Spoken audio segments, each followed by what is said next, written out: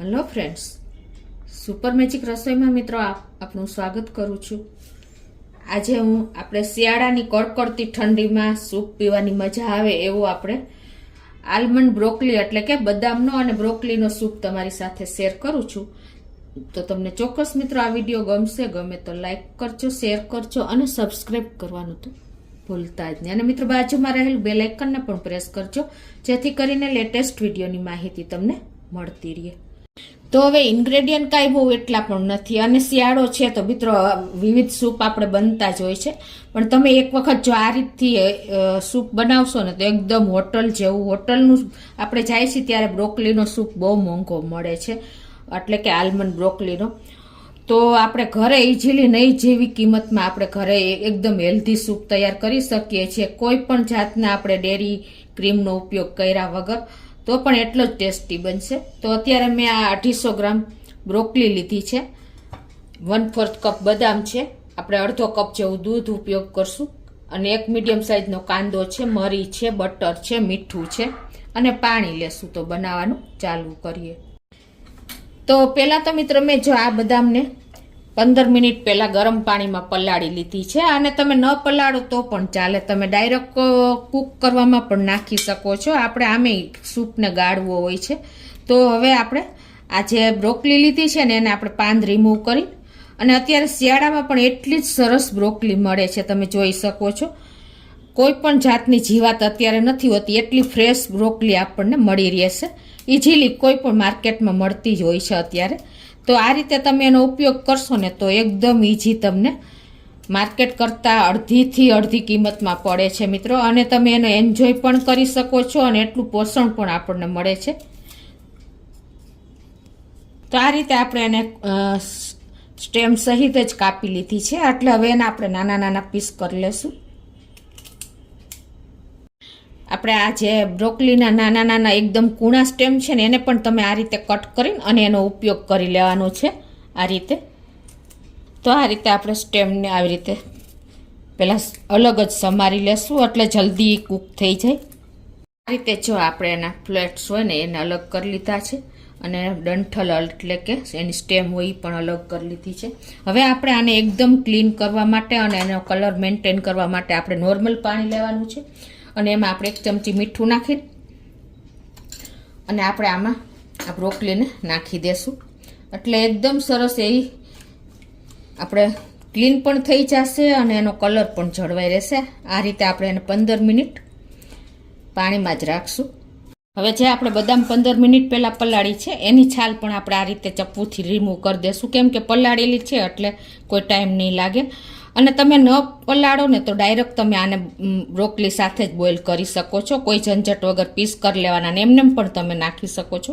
તો આપણે બદામને પણ જો ફોલી લીધી છે, હવે આપણે આ બાજુ ગેસ ઓન કરી અને એક પેનમાં આપણે 1 ચમચી જેવું બટર નાખી દેશું। તમે ઓલિવ ઓઇલ હોય તો એ પણ નાખી શકો છો, અને એ ન હોય ને તો તમે બટર ના હોય તો તમે સનફ્લાવર પણ નાખી શકો છો,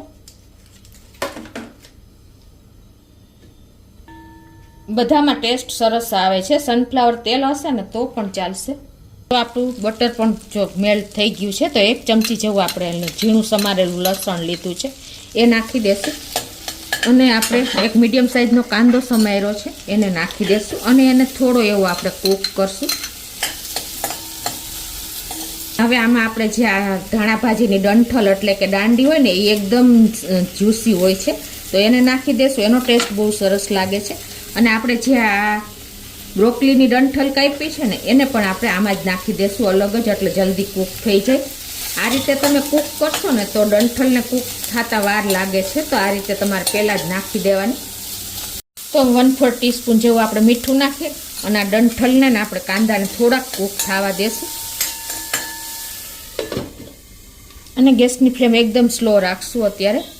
અને આ બ્રોકલીને પણ આપણે આવી રીતે પાણીમાંથી જો આ સ્ટેપ ખાસ કરવું જરૂરી છે, એટલે તમારો બ્રોકલીનો કલર એકદમ ગ્રીન જળવાઈ રહેશે, અને આપણે એકદમ એમાંથી જે જંતુ હોય એ પણ નીકળી જશે।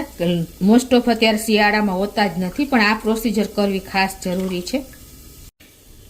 તો હવે આપણે જો 1 મિનિટ થઈ છે અને આ સ્ટેજ હવે આપણે આ બ્રોકલીને પણ આમાં જ નાખી દેશું, અને એને આપણે બટરમાં આ રીતે એકાદ મિનિટ આ રીતે મિક્સ કરીને હલાવી લેશું એટલે એનો કલર એકદમ મેન્ટેન રહે. બ્રોકલીના ભાગનું આપણે 1/4 ટીસ્પૂન જેવું મીઠું નાખી દેશું. ટેસ્ટ એકોર્ડિંગ તમે વધઘટ કરી શકો છો. અને હવે આ રીતે જો આપણે એકાદ મિનિટ એને બટરમાં સાંતળી લીધી છે. હવે આને આપણે ઢાંકીને અને થાવા દેશું. એ પહેલાં આપણે જે આ બદામ લીધી છે ને એને તમે આ રીતે નાખવી હોય તો પાછી નાખી શકો છો, કોઈ જરૂર નથી અત્યારે હું નાખું છું, નહીંતર તમે ડાયરેક્ટ મિક્સરમાં પણ પીસી શકો છો. પણ આ રીતે નાખશો ને તો એકદમ સરસ આપણી બદામ પણ અંદરથી કૂક થઈ જશે. અને હવે આમાં આપણે થોડુંક પાણી નાખી દેશું, અમથું અડધો કપ જેવું જ, વધારે નથી નાખતા એટલે જલ્દી આપણી બ્રોકલીને આ બધું કૂક થઈ જાય. અને આને આપણે મીડિયમ ફ્લેમ ઉપર કૂક થવા દેશું. તો 5 મિનિટ જેવું થયું છે અને જુઓ આપણે આ બ્રોકલીના જે સ્ટેમ કટ થઈ જાય ને એવી આપણે કરવાની છે, વધારે કૂક નથી કરવાની. તો આ રીતે ઇઝીલી જો કટ થઈ જાય છે ને મિત્રો. તો હવે આને આપણે ગેસ બંધ કરી દઈશું અને આને આપણે ગાળી લેશું. તો આ રીતે આપણે એનો જે વેજીટેબલ સ્ટોક હોય ને એ આપણે અલગ લઈ લેશું બ્રોકલીનો. અને હવે એને આપણે ઠંડુ થવા દેશું. આજે આપણે વેજીટેબલ સ્ટોક એટલે કે આ બ્રોકલી આલમંડનું આપણે બાફેલું જે પાણી છે ને એને પણ આપણે ઠંડુ થવા દેશું. હવે આપણે જો આ બ્રોકલી અને જે બદામ બાફી છે ને એ પણ ઠંડી થઈ ગઈ છે તો એક મિક્સર જારમાં લઈ લેશું. મિત્રો તમારે બદામ પલાળવાની જરૂર પણ નહીં. આ રીતે જો તમે બદામને ફોતરા સહિત નાખશો ને તો પણ તમારે અને ગાળી લેવાનું ક્રશ કર્યા પછી, એટલે કોઈ વાંધો નહીં આવે. હવે આમાં આપણે એકદમ રીચ ફ્લેવર આપવા માટે 1/4 કપ જેવું દૂધ નાખી દેશું. અને આપણે થોડુંક આ જે વેજીટેબલ સ્ટોક છે ને એને પણ આમાં નાખી દેશું એટલે એકદમ સરસ આપણું પીસાઈ જાય. તો હવે આને આપણે પીસી લેશું. તો એકદમ જો આપણે સરસ પીસાઈ ગયું છે. જો એનું ટેક્સચર જો આવું આપણે ફોતરા ઉતારી લીધા હતા એટલે કોઈ ગાળવાની જરૂર નથી. એમ છતાંય તમારે ગાળવું હોય તો ગાળી શકો છો. હવે આ બાજુ આપણે ગેસ ઓન કરીને અને એક પેનમાં આપણે આ સૂપને નાખી દેશું.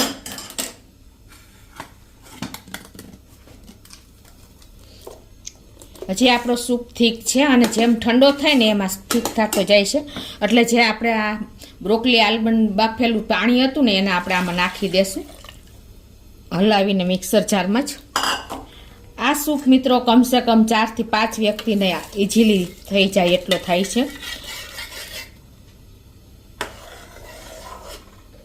હવે આપણે આમાં થોડુંક મીઠું નાખવાનું છે. આપણે ઓલરેડી નાખ્યું છે પણ 1/4 ટીસ્પૂન જેવું ટેસ્ટ એકોર્ડિંગ તમે નાખી શકો છો.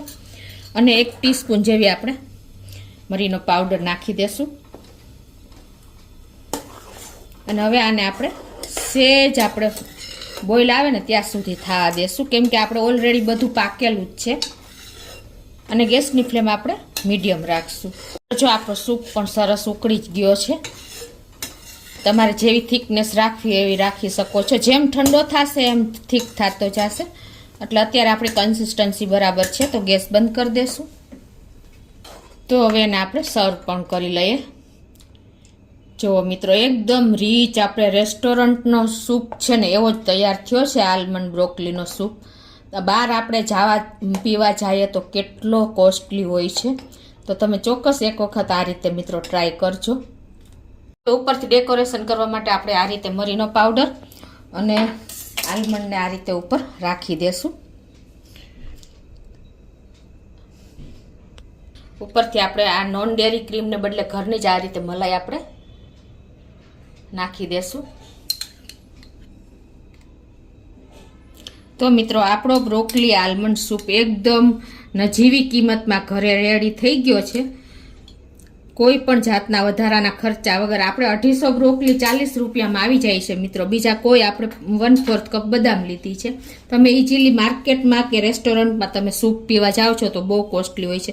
તો આ રીતે તમે ઇઝીલી ઘરે તૈયાર કરી શકો છો અને એકદમ ટેસ્ટી અને એકદમ લાજવાબ આપણો હેલ્ધી ને ટેસ્ટી એવો સૂપ રેડી છે મિત્રો. તો તમે ચોક્કસ એક વખત આ રીતે ટ્રાય કરજો. અને તમને મારો વિડીયો ગમે તો લાઈક કરજો, શેર કરજો અને સબસ્ક્રાઈબ કરવાનું તો ભૂલતા જ નહીં.